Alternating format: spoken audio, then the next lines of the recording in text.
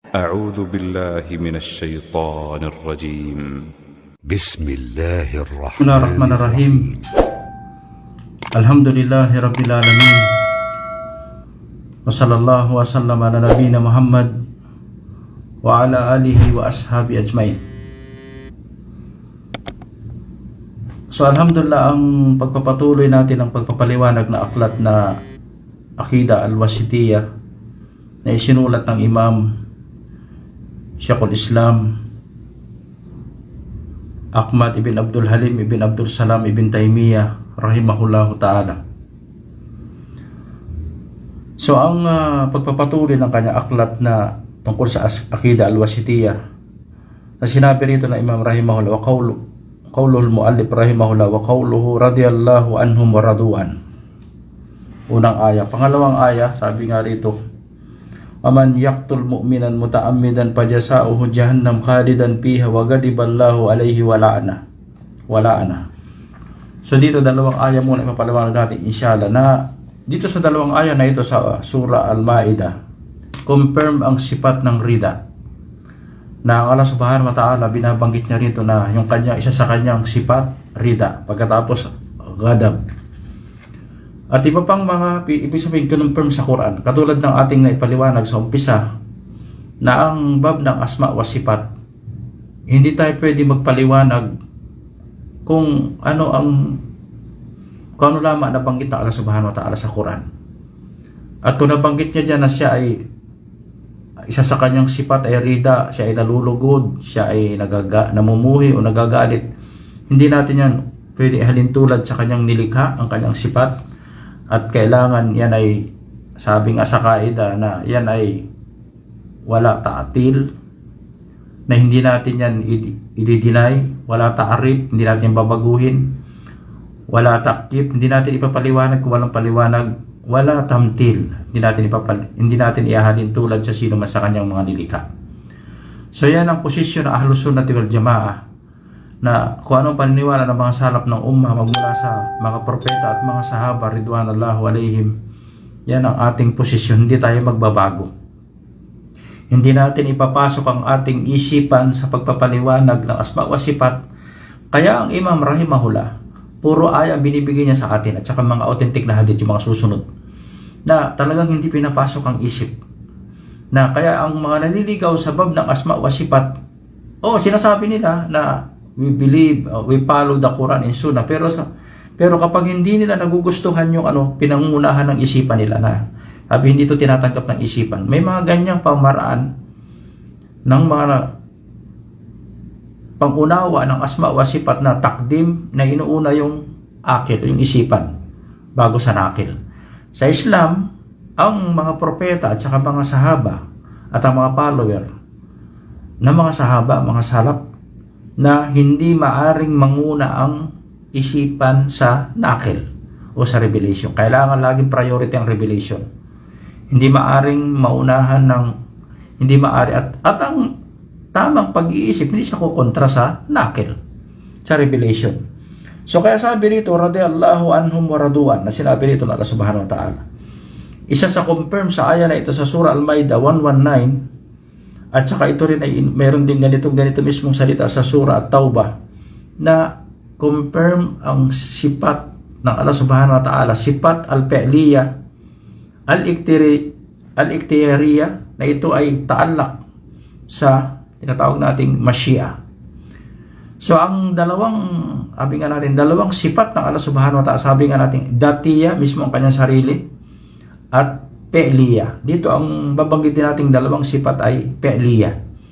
So ang fi'liyah o aksyon ng Allah subhanahu wa ta'ala, ito ay ikhtiyariyah. Kung nasa sa kanya, ibig sabihin meron siyang, kung ito ay kanyang naisip. At ito ay related sa kanyang kagustuhan o will, kung ano ang kanyang kagustuhan, kung ano ang kanyang naisip. So sabi rito na Allah subhanahu wa ta'ala, radiyallahu anhum wa radu'an, na ang rida ng Allah subhanahu wa ta'ala na confirm dito sa ayan, hindi natin pwedeng palitan ang kanyang kahulugan na ginagawa ng iba. Sabi lang ng iba dito, na ang pagkalugod na yan ay reward. Sabi ng iba, yung Asyaira at saka yung Mu'tazila at iba pang mga perka, na sinasabi lang, hindi ibig sabihin niya na ang mga tao nilikha nalulugod din. Sabi nga natin, ang kaida, laysa kamithlihi shay. Kung anong binanggit niya, hindi natin pwede ihalin tulad. Pero confirm, affirm.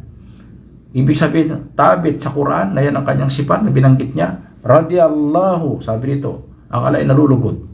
Waraduan. So ang rida ng Allah subhanahu wa ta'ala, ito ay, sabi natin, rida sa gawain ng mga ibad, sa kanilang mga, halimbawa yung mga gawain na kinalulugodan ng Allah subhanahu wa ta'ala. Halimbawa, ang sala, ang siyam, ang hajj, mga paggawa ng kabutihan, bir al-walidain, sadaka. At sabi nga, at ang tao na mapagpasalamat, halimbawa ang taong gumagawa ng kabutihan, siya ay laging mapagpasalamat. Isa sa gawain kabutihan ay mapagpasalamat. Sabi nga ng Allah subhanahu wa ta'ala, wa in taskuru yardahu lakum. At kung kayo ay mapagpasalamat, ang Allah ay malulugod sa inyo.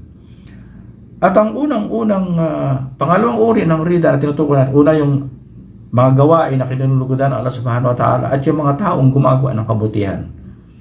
O yung mga nilikha na gumagawa ng kabutihan.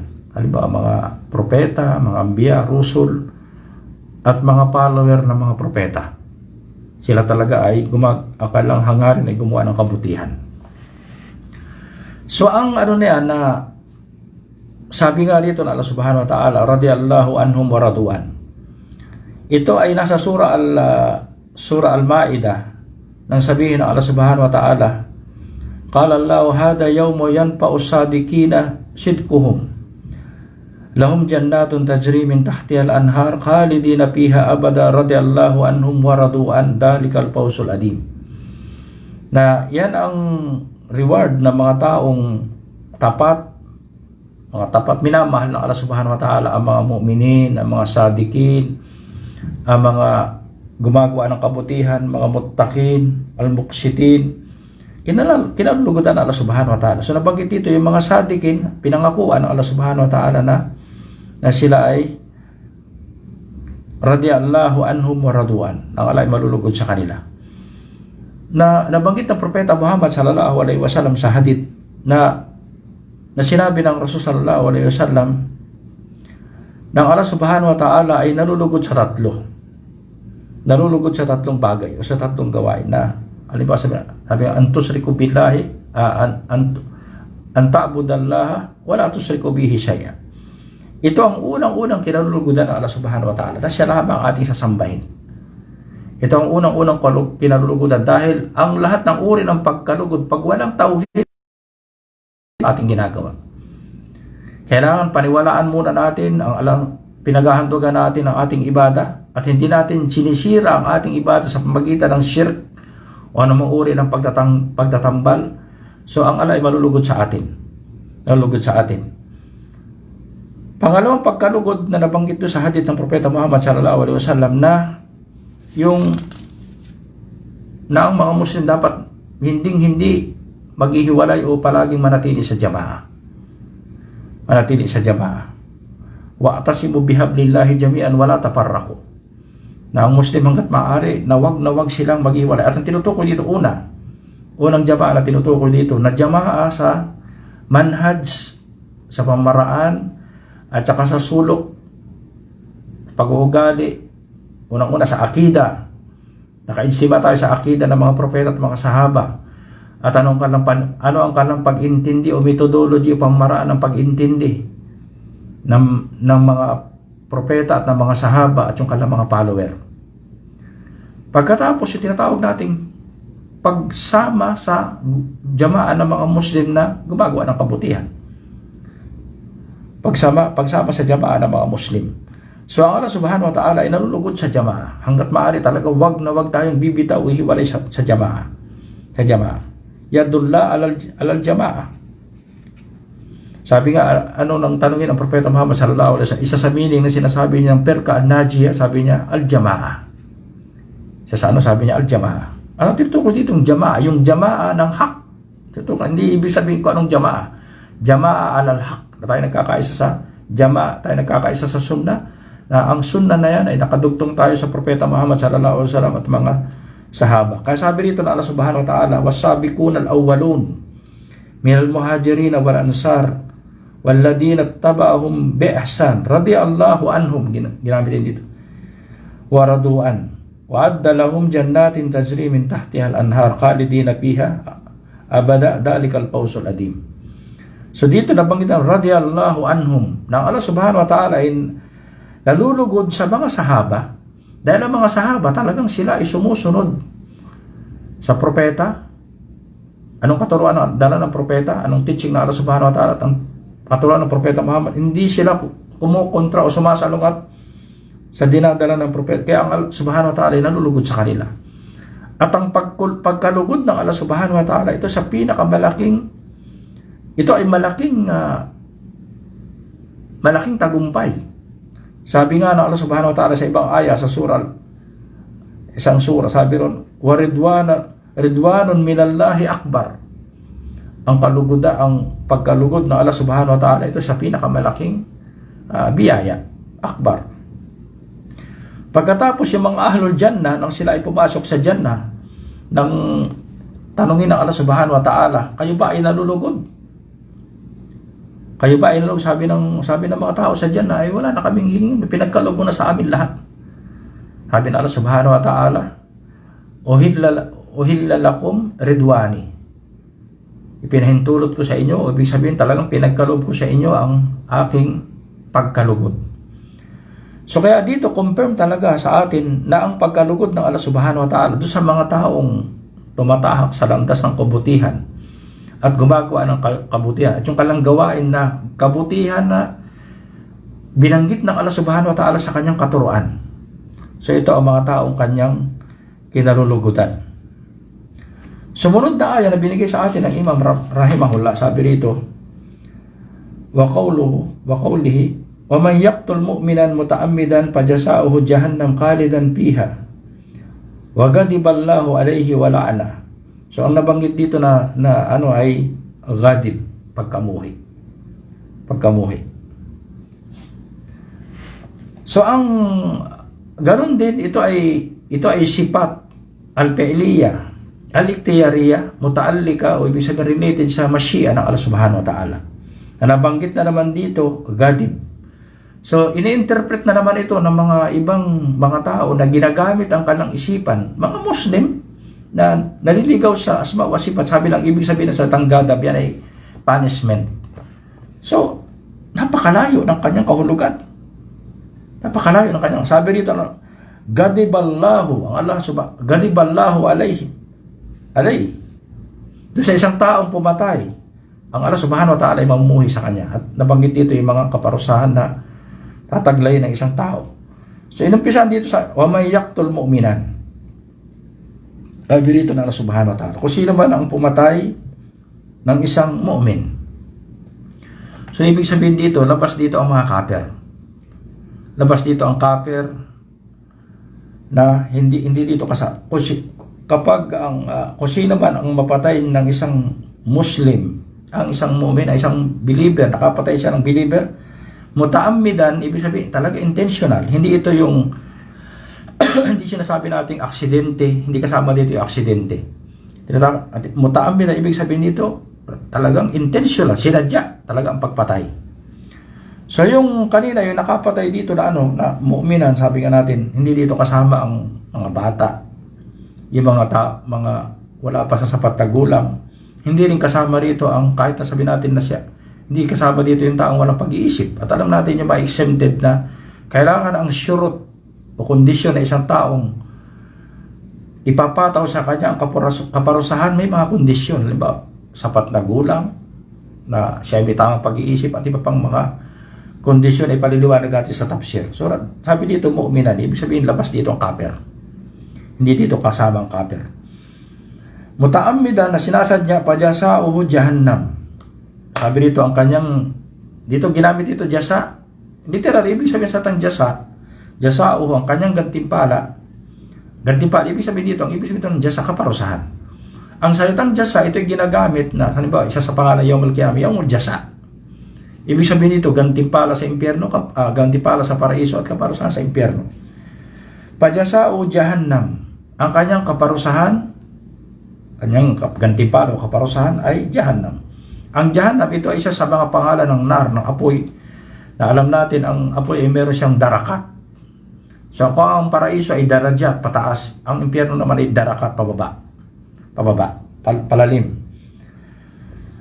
Una, sabi nito, ang kanyang kaparusahan ay Jahannam, isa sa mga pangalan ng impyerno, khalidan piha. Ito ang medyo may ano rito, khalidan piha. Ang isang nakapatay na Muslim, ng kanyang kapatid na Muslim, khalidan piha, siya ay mananatili doon sa impyerno. Pangatlo, wagadiballahu alayhi. Pang-apat, wala na, siya ay susumpain ng Allah subhanahu wa ta'ala.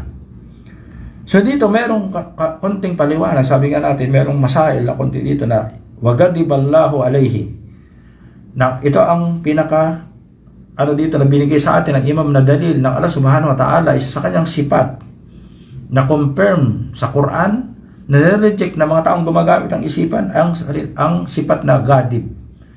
Maliwanag dito, gadiballahu alayhi. So ngayon, ang ano dito, ang mas'ala na ano natin, sabi rito ng Allah subhanahu wa ta'ala, pajasa'uhu jahannam khalidan piha. So ang salitang khalidan piha, khalidan, ibig sabihin permanente. Na ang isang Muslim na nakapatay, Muslim, at ang napatay niya ay Muslim din, so siya ay khalidan piha sa impyerno. So anong ibig sabihin dito ng khalidan piha? Una, ang isang tao o isang Muslim na nakapatay ng Muslim, tatlong hukuk ang kanyang binayolate o tatlong karapatan ang kanyang binayolate o sinira. Unang-una, hukuk ng Allah subhanahu wa ta'ala. Ito ay utos ng Allah subhanahu wa ta'ala, huwag papatay o wag kikitil ng buhay. Ito ay pinagbabawal ng Allah subhanahu wa ta'ala ang pagkitil ng buhay. At yan ay inshallah sa Friday ipaliliwanag natin yung ayat sa surah Al-Baqarah. Ya ayyuhalladhina amanu kutiba alaykumul qisas bil qatla. Yan ay ipapaliwanag sa Juma, sa Friday inshallah. So ngayon, ang ano dito na unang hukuk ng isang nakapatay, ng napatay sa nakapatay ay yung una-una yung karapatan ng Allah subhanahu wa ta'ala. At yan ay mawawala sa pamagitan ng ikhlas o sincere na kawalis na tauba. Na kapag ang tao na yan talaga ay nagtauba, ibig sabihin ang Allah subhanahu wa ta'ala ay walang hanggan ang kanyang kapatawaran. Papatawarin siya ng Allah subhanahu wa ta'ala. Pangalawang karapatan ay yung karapatan ng mga ng wali nung maktul nung napatay. Karapatan ng kanyang mga kamag-anak. Ano yung karapatan? Una, dapat unang tatlo ang ano ng isang nakapatay sa Islam. Kailangan patayin din. Pangalawa, kung ito ay o kaya naman ang kapalit niya ay diya, blood money. Pangatlo, apo o patawarin. Nasa ano yan? Yan ay nasa desisyon ng mga kamag-anak ng napatay. Hindi yan karapatan ng sino man. Halimbawa sabi natin, magdidesisyon dyan ay mga pinuno o mga leader, hari o sino man. Hindi. Yan ay karapatan ng mga awliya o kamag-anak nung, dahil sila ang, halimbawa, kung sila, yung tao na yan ang bumubuhay sa kanila. So, walang pakialam. Hindi katulad sa ibang lipunan o sa bansa o sa batas ng hindi mga Muslim. O, minsan meron silang parusang kamatayan, kaya lang hindi pa rin talaga, wala pa rin complete na hikma dahil nakikialam pa rin ang magdidesisyon pa rin ang taong hindi involved sa desisyon. Sa Islam, magdidesisyon ay yung kamag-anak ng namatayan. Sila lamang ang pwedeng sabihin, hindi namin tatanggapin ang diya, hindi namin mapatawarin, dapat pugutan niya ng ulo, patayin. So walang magagawa, walang makakapagpigil. Kung yan ay napatunayan talaga ng qadi, na nagdesisyon ang qadi na ang tao na nakapatay ay hinatulan ng kamatayan at ang desisyon ng kanyang mga wali o auliya ay patayin, dapat siyang patayin. Ngayon, sa pamagitan ng pakiusap na hindi patawarin, na hindi patayin, o sila ay papalitan ng blood money, magbabayad ng blood money, so hindi siya papatayin. So ito ay tinatawag nating mercy ng Allah subhanahu wa ta'ala o rahman ng Allah subhanahu wa ta'ala sa umma ng Propeta Muhammad sallallahu alaihi wasallam. Kasi sa mga Yahud, nung panahon ng mga Yahud, walang diya. Kailangan, pag nakapatay, patay. Hindi pwedeng walang diya. Sa mga Nasara naman, sa kanila, wala sa kanila, walang diya, walang patawarin sa kanila. Ang mga Nasara. Sa Islam, 3 ang choice. Patayin, bayaran, o kaya naman ay patawarin. At kapag nagpatawad ang awliya, pwede siya, nasa kanila kung ayaw lang tumanggap ng diya. May iba naman, pinapatawad din, hindi nila pinapugutan o tumatanggap pa rin ng diya. Ng blood money. So yan tinatawag natin pangalawang hukuk, karapatan. Unang karapatan Allah subhanahu wa ta'ala sa pagitan ng tauba. Pangalawa ay yung katulad karapatan ng awliya, nasa sa kanila kung ipapatay, tumanggap ng blood money o kaya totally na patawarin nila. Pangatlong hukuk ay yung hukuk nung napatay. Nung taong napatay. Kailangan at dito, ang desisyon talaga sa iyo, mal-qiyamah. Kaya dito, nabanggit dito ng Allah subhanahu wa ta'ala na nasabi pa dyan sa Jahannam. Ang kanyang kaparusahan ay impyerno dahil daranas siya ng kaparusahan sa impyerno kung dahil hindi siya napatawad at tatayo ang isang napatay sa iyo, mal-qiyamah. Sasabihin niya, tanungin siya kung anong dahilan bakit niya ako pinatay. So may statement si Abdullah ibn Abbas radhiyallahu anhu sa kanyang ito ay kanyang ijtihad, sabi nga ng mga ulama. Na sabi ni hindi walang tauba ang isang taong pumatay. Walang tauba. Pero actually marami mga ayat sa Quran sa surah Al-Furqan na at saka sa ang hindi lamang napapatawad ng Allah subhanahu wa ta'ala ay shirk. Inna Allaha la yaghfiru yushraka bihi wa yaghfiru ma duna dhalika liman yasha. So napapatawad ng lahat ng kasalanan maliban lamang sa shirk. Kaya ang ibig sabihin dito ng Pajasa'u Jahannam khalidan fiha. Kung tingnan ninyo sa surah Al-Nisa ayah 93, ang kanyang kaparusahan ay impyerno o Jahannam khalidan fiha. Isa sa mga sinasabi ng mga mufassirun, wala ditong abada. Ang impyerno, kapag binabanggit talaga ang kafir, ang musyrik, na ilalagay sa impyerno, may salitang abada. Khalidina fiha abada. Dito naman, yung isa nakapatay, khalidina fiha, walang abada. Kaya ito sa mga point na iba ang ibig sabihin. As sa lugatul Arabiya, sabi ng mga ahlul luga, na minsan ang salitang khalidan ay ang ibig sabihin niya ay maktan tawila. Ibig sabihin na mananatili yung tao na yan na pumatay dahil ang patay talaga isang kabair at dunub. Siya sa pinakamataas na major sin. Kaya lang siya ay hindi permanente sa impyerno katulad ng mga kafir o musyrik o ng munapikon. Siya ilalabas din pagkatapos niyang maparusahan. At maraming mga dalil. Unang-una, yung sa Quran na banggit ko, yung sa surah Nisa, na ang hindi lamang ay napapatawad ay shirk. Ganon din na nabanggit yung isang tao na nakapatay ng 99. Nakapatay ng 99. At pagkatapos nagtanong siya sa abid, sa isang taong worshipper, hindi naman alim, sinabi niya, wala ka ng kapatawaran. Pinatay niya, langing 100. At panghuli, pumunta siya sa isang alim, at sabi niya, meron kang tao ba? Pumunta ka sa ganitong lugar. At siya ay, sa kanyang paglalakbay, siya ay namatay. At alam natin yung kwento ng hadith na yan, na yung dalawang anghel kung sinong kukuha, at ang angel of mercy, siya ang kumuha nung namatay.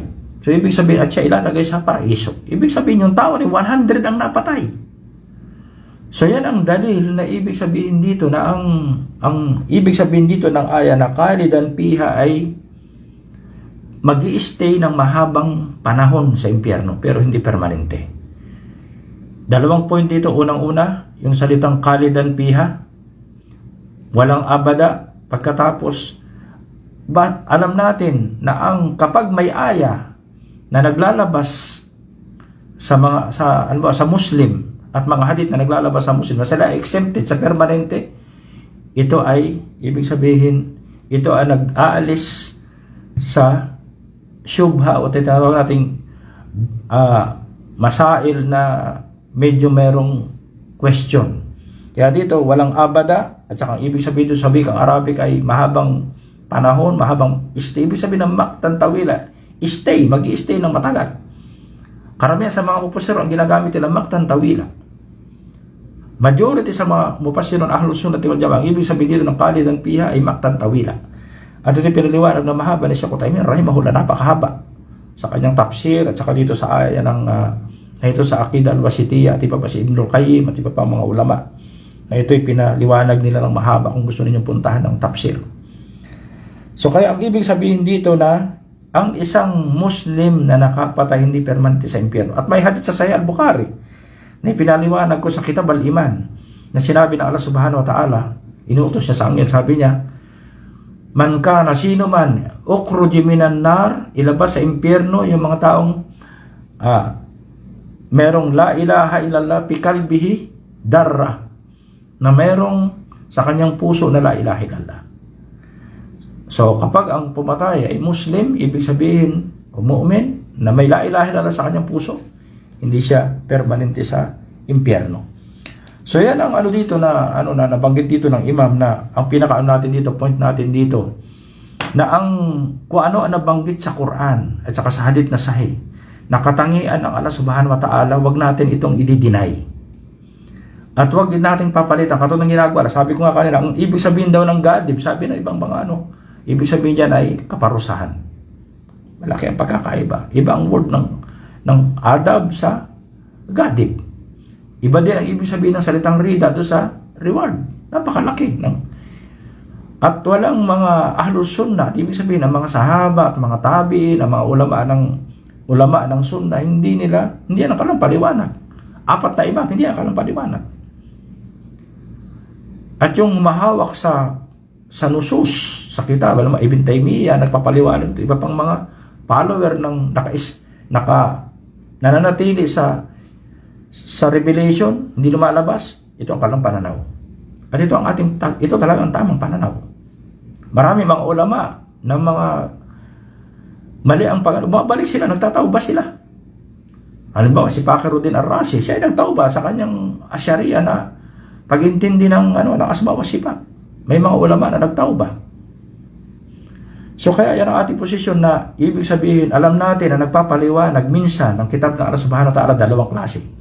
Yung mga tao na nakahawak sa nasil o sa nakil, at ito ang tamang pamaraan. Meron naman mga tao, nagkiklaim sila, sabi na, kami ay naniniwala, lagi lang namumutawi sa kanilang salita, kitab at saka Quran at saka Sunnah. Kaya lang, pagdating na sa pag-intindi, pinapasok ng isipan. So ito ang problema. Yan ang mga landas na tinahak ng mga nauna mga tao na mga ahlul kitab, Yahud wan Nasara, kaya naligaw talaga sila sa bab ng asma wa sifat. May nauwi na sila, tinatawag nating tamtil. At ang tamtil, kapag ang isang tao na talagang nilagyan mo ng similar Allah subhanahu wa ta'ala sa kanyang creature, katulad ng ginagawa ng mga Kristiyano, talagang yan ay kupor. Na ginawa na talaga ng katawan, ng jisim, o talagang katulad na ng nilikha. So hindi na ating pananaw. Sabi nga natin, wala tamtil. Ibig sabihin, walang similar. Pangalan lang ang pareha. Pero ang kanyang hakika at ang kanyang yaliku bijalalihi at saka bikamali, ang Allah subhanahu wa ta'ala, complete ang kanyang sifat. Complete ang kanyang apal. Hindi katulad ng apal ng kanyang ibad. Sabi natin, pangalan ganito, pero ang kanyang hindi kompleto, may shortcoming, at ang katotohanan ay talagang totally na napakalayo. So dalawang ayaw muna ipapaliwanag natin, inshallah. Hanggang dito lang muna. Wa sallallahu wa sallam ala nabina Muhammad wa ala alihi wa ashabihi ajmain. Assalamualaikum warahmatullahi wabarakatuh.